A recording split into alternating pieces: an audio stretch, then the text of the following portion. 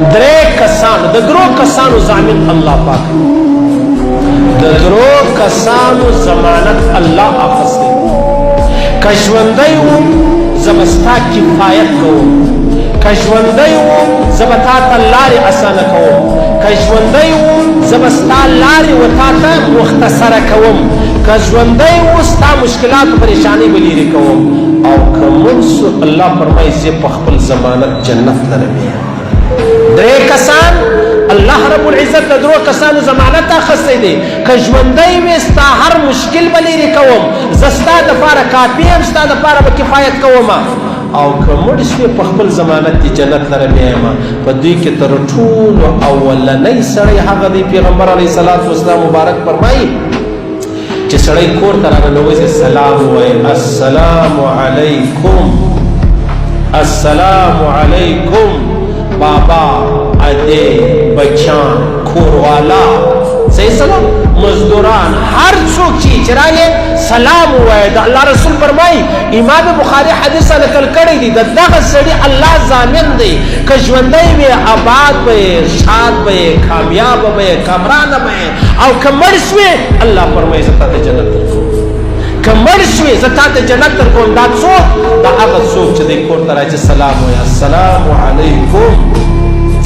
د نن څخه شروع کړي بیا موږ داسې غم دی کور والا ته موږ بیخي پیغور بول سلام وایي بیخي زور ولا وایي کور والا سړی وایي السلام علیکم پاکستانیان دپاره یې غواړي کندهار والا دپاره یې نه غواړي نو د نن څخه به دا شی شروع کوو دا خبره ګوره امام ابو حنیفه او امام شافعي او امام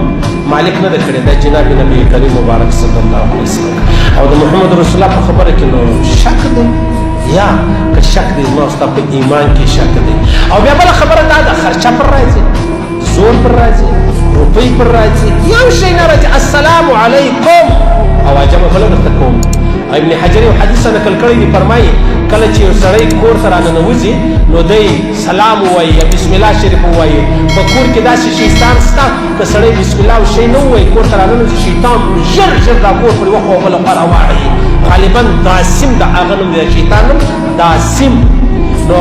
دا بله واړی خاوند چې راغلی ولې کور بلا ورسه دی ولې خراب دی بس پر دا خبرې د کور والا سره خوا بده چې طبیعت یې خراب ته نه شرمېږي ته نه شرمېږي هغه د الله رسول فرمایي شیطان دا کار وکړي او شیطان ولې وکړي شیطان ستا د وجه وکړي ستا څه وجه ده ستا وجه او زما وجه دا ده نه موږ بسم الله وویله نه مې سلام ووایي شیطان ته مې موقع ورکړه او دویم د الله رسول فرمایي الله رب العزت دا هغه چا ضامن دی دا هغه چا ضامن دی چې که ژوندی و الله د ده دپاره کافي دی د ده مصیبتونه د ده غمونه د ده مشکلات د ده خوارۍ د ده تکلیفونه الله رب العزت به ستا ټولې دا خبرې لرې لري او امام بخاري دا حدیث نقل کړی دی پیغمبر علیه صلات وسلام مبارک فرمایي که ژوندی و آباد به یې شاد به یې زه ولره کافي یم الله فرمایي او که مړ سو لازمي جنت وکړو که مړ سو نو خو دوې خبرې دي که دا خبره یا خو به ژوندی یا به مړ که ژوندی الله هغه در سره کوي آباد به یې شاد به یې او که مړ سوې الله جنت در کوي دا څوک دا هغه څوک چې یو سړی مسجد ته را روان دی او په جومات سره لمونځ کوي بغیر د جومات یې نه کوي د لمانځه ټیم سولو په منډه مسجد ته را روان سولو الله رب العزت ته دا سړی داسې خوند ورکوي الله داسې ورته خوشحاله دی لکه چې یا زه یا ته یا مسافر له سفره کور ته را روان یا کوچنی بچي یا کوچنی زوی یا کله کله موږ وینو پر ایرپورټ باندې هغه بابا یا ورور یا زوی یا خاوند را روان یې له سفره راشي بیا هغه کوچنی بچي ورغلي پر هغه ایرپورټ ویډیو وستا یا څونه خوشحالي څومره ولي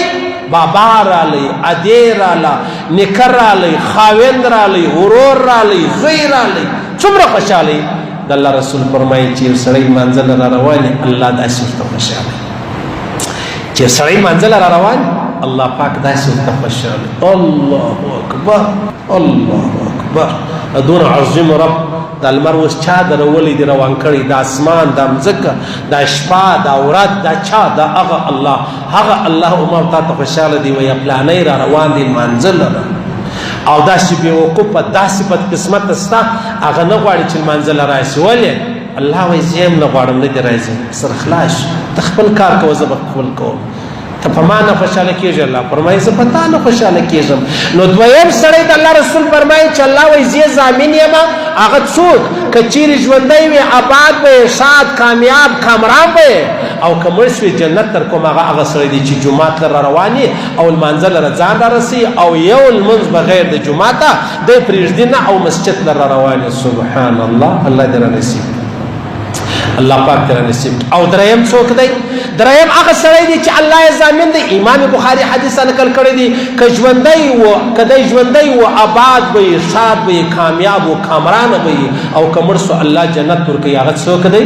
هغه سړی دی چې هغه مجاهد دی جهاد را روان پر جهاد پابندي د ډېر به نه وایي ولې به نه وایو هغه په غزه کې در معلوم دی په ذوالجلال مې قسم په دې به مې الله جهنم له ربوزي چې نور ما له تا هېڅ نه غوښته تا دعا نسو ورته کولی چې تا در وژم رسولو تا نسو ورته کولی دعا تا نسوی کولی تا د الله په دربار کې نسوی کولی پر دا خبره به ما او تا الله جهنم له ربوزي تاسو ورسې اندازه ولګوئ انا لله و انا الیه راجعون الله پاک ته موږ ته نصیب کړي الله دې د دین اسلام دشمنان تباه او برباد کړي الله دې ورک الله پاک د غزې د مسلمانانو حفاظت وفرمایي الله دې نصرت وفرمایي الله پاک ته ویل اورېدل قبول منظور وګرځوي الله دې پر دې تور موږ ته مرګ راکړي چې موږ مرو دا ووایو لا اله الا الله محمد رسول الله